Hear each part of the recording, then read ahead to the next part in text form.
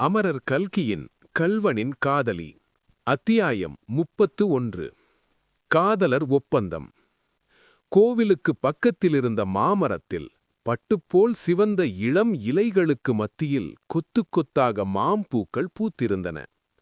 அந்த பூக்கள் இருக்குமிடம் தெரியாதபடி வண்டுகளும் தேனீக்களும் மொய்த்தன. அவற்றின் ரீங்கார சத்தம் அந்த வனப்பிரதேசம் முழுவதிலும் பரவி பிரகிருதி தேவியை ஆனந்த பரவசமாக்கிக் கொண்டிருந்தது. சற்று தூரத்தில் ஒரு முட்புதரின் மேல் காட்டு மல்லிகைக் கொடி ஒன்று படர்ந்திருந்தது. அந்த கொடியில் குலுங்கிய பூக்களிலிருந்து லேசாக வந்து கொண்டிருந்த நறுமணத்தினால் கவரப்பட்டுத்தான் போலும் அதன் மேல் அத்தனை பட்டுப்பூச்சிகள் பறந்து கொண்டிருந்தன. அவற்றின் இறகுகளுக்குத்தான் எத்தனை விதவிதமான நிறங்கள்! அவற்றில் எவ்வளவு விதவிதமான வர்ணப் பொட்டுக்கள்! நல்ல தூய வெள்ளை இறகுகளும் வெள்ளையில் கருப்பு பொட்டுக்களும் ஊதா நிற இறகுகளில் மஞ்சள் புள்ளிகளும் மஞ்சள் நிற இறகுகளில் சிவப்பு கோலங்களும் இப்படியாக ஒரே வர்ணக் காட்சிதான். பிரம்மதேவன் இந்த பட்டுப்பூச்சிகளை சிருஷ்டித்த காலத்தில் விதவிதமான வர்ணங்களை கலந்து வைத்துக்கொண்டு அவற்றை விசித்திரமாய் தீட்டி வேடிக்கை செய்திருக்க வேண்டும். பட்டுப்பூச்சிகள் ஒரு நிமிடம் அந்த காட்டு மல்லிகைக் கொடியின் மீது உட்கார்ந்திருக்கும். அடுத்த நிமிடம் ஒரு காரணமுமின்றி அவை கொல்லென்று கிளம்பி வானவெளியெல்லாம் பறக்கும். அவை பறக்கும்போது அவற்றின் இறகுகள் படபடவென்று அடித்துக் கொள்வதை பார்த்தால், ஐயோ, இந்த அழகான பூச்சி இப்படி துடிக்கின்றதே, அடுத்த கணத்தில் கீழே விழுந்து உயிரை விட்டுவிடும் போலிருக்கிறதே என்று நாம் தவித்துப் போவோம். பட்டுப்பூச்சியின் இறகுகள் எப்படி துடித்தனவோ அதைப்போலவே துடித்தது அந்த நேரத்தில் கல்யாணியின் இருதயம் என்று சொல்லலாம். பாழடைந்த கோவிலை சுற்றி அடர்த்தியாயிருந்த செடிகொடிகளை விலக்கிக் கொண்டு முத்தையன் வருவதை அவள் பார்த்தாள். பார்த்த கணத்தில் அவளுடைய உள்ளம் ஆனந்த பரவசம் அடைந்தது. ஆனால் அடுத்த கணம் முன்போல் அவன் மறுபடியும் தன்னை பார்த்துவிட்டு ஓடிப்போகாமல் இருக்க வேண்டுமே என்று எண்ணியபோது அவளுடைய இருதயம் மேற்சொன்னவாறு துடிதுடித்தது. அன்று இரவு முகமூடி தரித்த கள்வனாய் வந்த முத்தையன் அப்படி ஒரே நிமிஷத்தில் மாயமாய் மறைந்து போன பிறகு கல்யாணி அடைந்த ஏமாற்றத்துக்கும் ஏக்கத்திற்கும் அளவே கிடையாது. அவ்வாறு நேர்ந்துவிட்டதற்கு காரணம் தன்னுடைய புத்தியீனம்தான் என்று அவள் கருதினாள். இத்தனை நாளும் அவளை பார்க்கலாம் என்ற நம்பிக்கையில் ஒருவாறு காலம் போய்விட்டது. இனிமேல் அந்த நம்பிக்கைக்கு கூட இடமில்லையே. முத்தையன் இப்படியே திருடனாயிருந்து ஒரு நாள் போலீசாரிடம் அகப்பட்டு கொண்டு தண்டனை அடைய வேண்டியது, தான் இப்படியே தன்னந்தனியாக உலகத்தில் வாழ்ந்து காலம் தள்ள வேண்டியது என்பதை நினைக்க அவளால் சகிக்க முடியவில்லை. இதற்கு முன்னெல்லாம் அவள் சாதாரணமாய் கண்ணீர் விட்டு அழுவது கிடையாது. பஞ்சநதம் பிள்ளையை கல்யாணம் செய்து கொண்டபோது அவள் தன்னுடைய நெஞ்சை இரும்பாகச் செய்து கொண்டாள் என்று பார்த்தோமல்லவா? ஆனால் அன்று இரவு சம்பவத்திற்குப் பிறகு அவளுக்கு தன்னை அறியாமல் அழுகையாய் வந்தது. கல்யாணியின் அத்தை இதையெல்லாம் பார்த்துவிட்டு பயந்து போனாள். அன்று இராத்திரியே அவள் கூச்சல் போட்டு தடபுடல் பண்ணி திருடனை பிடிக்க ஏற்பாடு செய்ய வேணும் என்று சொன்னாள். கல்யாணி அதெல்லாம் கூடவே கூடாதென்று பிடிவாதமாய் சொல்லிவிட்டாள். அதற்குப் பிறகு கல்யாணி தானே அழுது கொண்டும் கண்ணீர் விட்டு கொண்டும் இரவு எல்லாம் தூங்காமல் புரண்டு கொண்டு இருப்பதை பார்த்து, அத்தை, அடி பெண்ணே, உனக்கு என்னமோ தெரியவில்லை. அன்று இராத்திரி திருடன் வந்ததிலிருந்து பயந்து போயிருக்கிறாய்.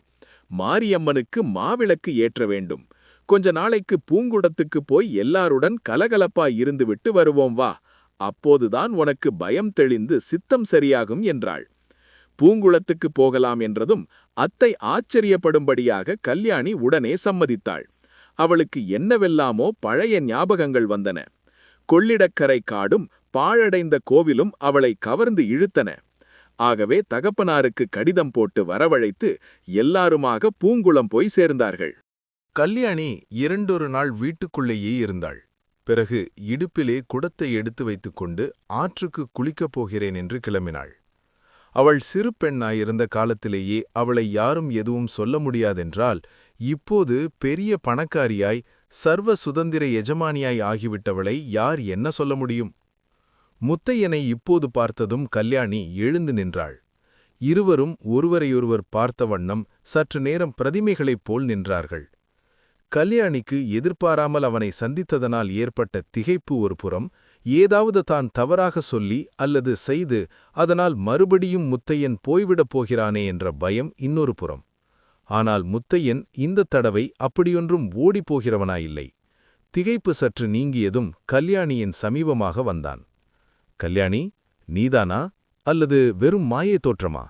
என்னால் நம்ப முடியவில்லையே என்றான். அம்மாதிரி சந்தேகம் உன்னைப் பற்றி எனக்கு உண்டாவதுதான் நியாயம்.